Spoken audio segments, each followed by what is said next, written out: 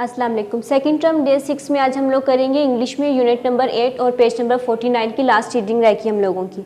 Yesterday Hassan's grandparents come to his house. कल हसन के जो दादा दादी थे वो घर आए।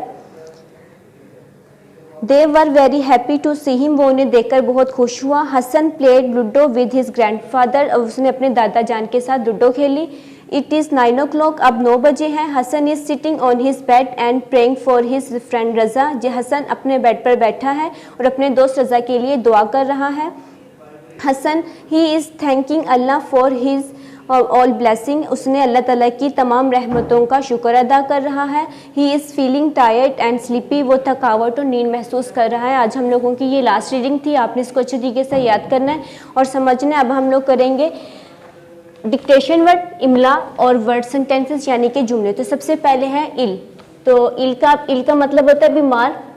आई am ill.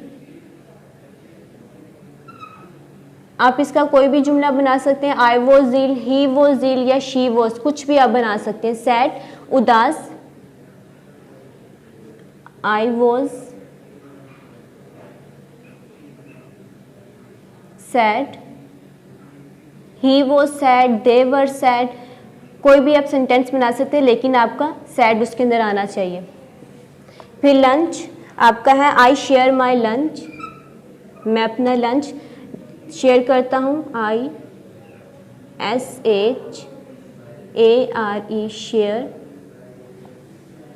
My lunch LUNCH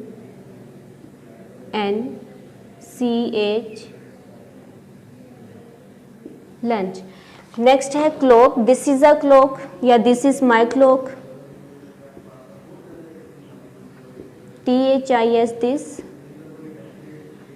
is a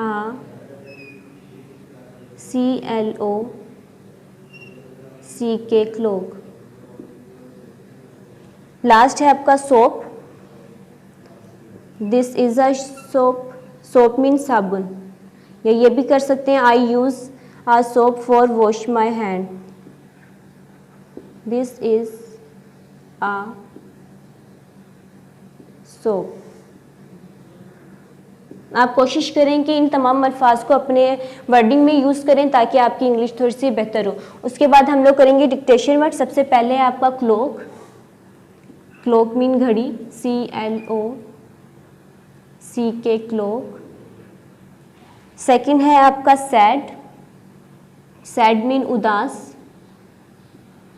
third है आपका सी मीन देखना।